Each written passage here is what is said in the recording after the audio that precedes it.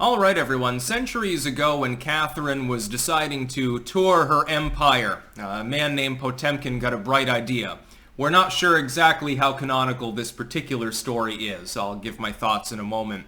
And the idea was, well, everyone's living in poverty. The countryside is decimated.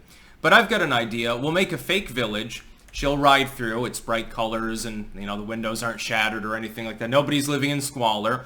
And then we'll take the village down and we'll rebuild it along the route several times. So she'll see these like little, miniature towns. It's literally nothing more than a facade along the main road, but she's going to think that, things are going fairly well. We don't want to alarm her. It's called the Joetemkinvillage.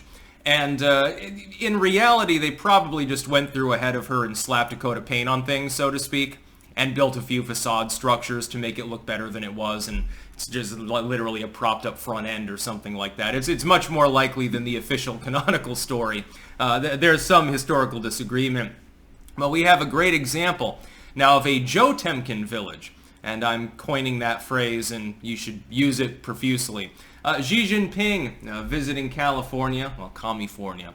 He's there to see his good friend Gavin Newsom and, tour around and see all the Chinese goods at Walmart, I suppose. And they didn't want his motorcade having to go through endless queues of homeless people, because that's a bad idea. Now, number one, optically, it's a bad idea because it makes the U.S. look decrepit. If you had chosen a normal, functional city, this wouldn't have been a problem. Like if Jinping had said, oh, I've always wanted to see Texas. I think I'm going to stop over at San Antonio.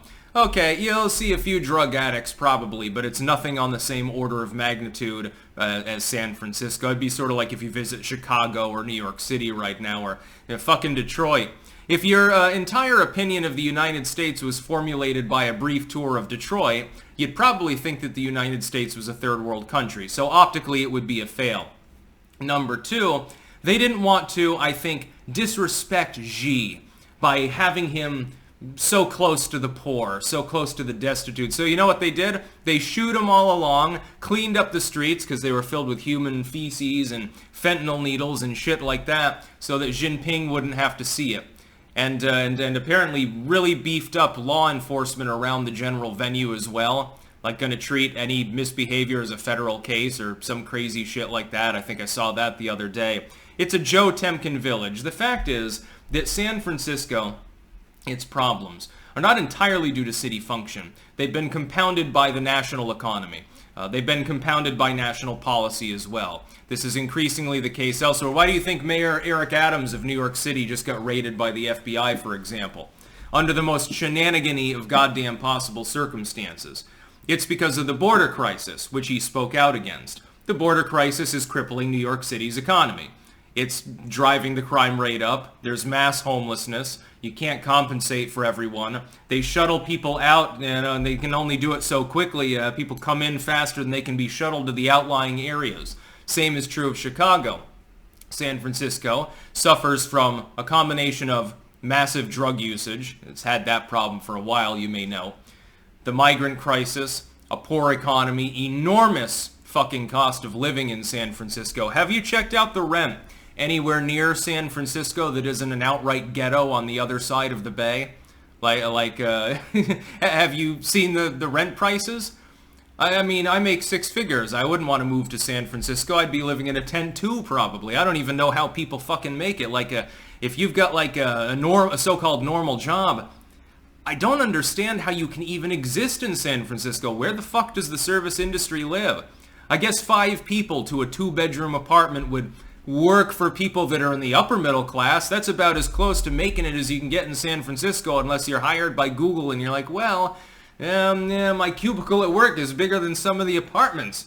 I think I'll just sleep here tonight. Hey, boss, am I allowed to bring my mattress? So there was a bunch of homeless people, and again, drugs and human feces and weird shit like that. They cleaned it all out. People are beginning to notice that they're capable of doing that and simply unwilling to do so.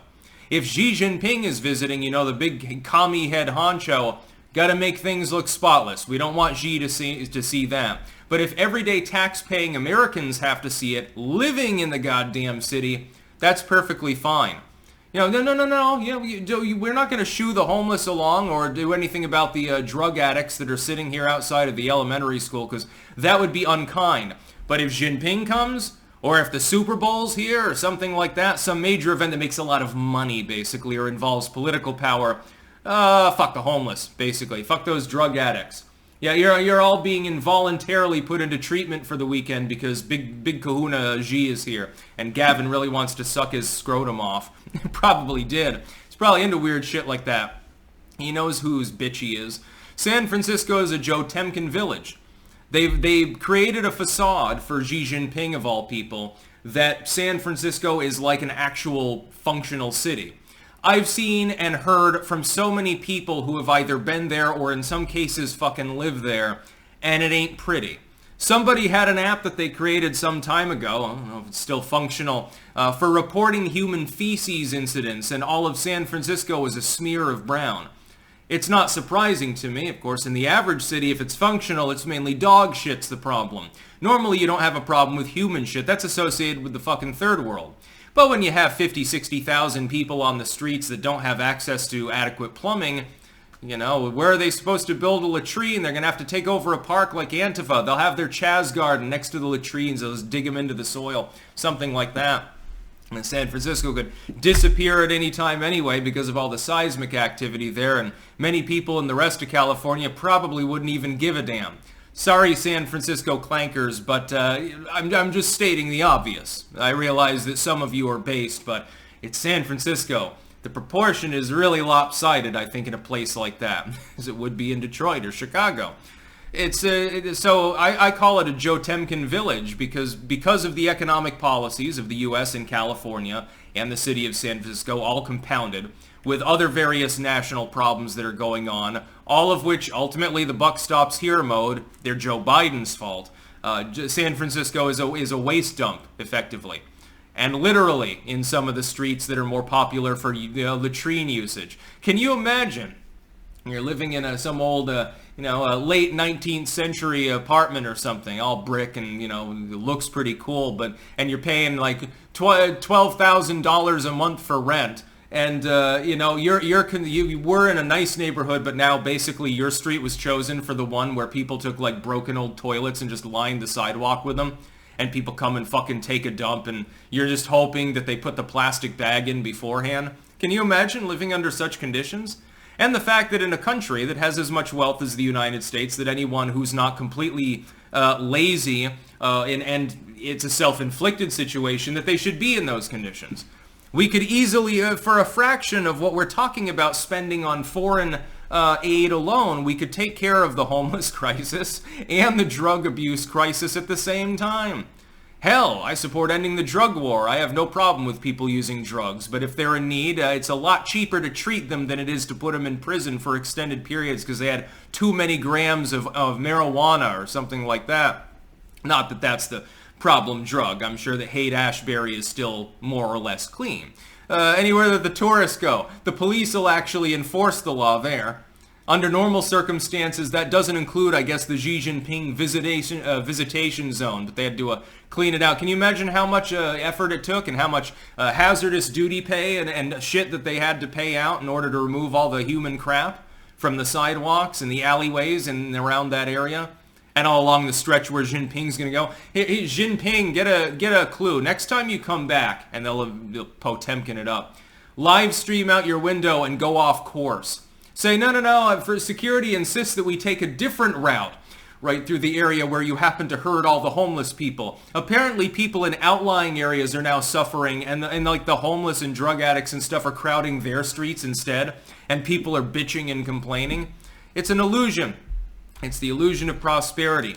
And the illusion of prosperity in a city within an illusory state, within an illusory country, where Bidenomics is still, for some bizarre reason, being sloganeered.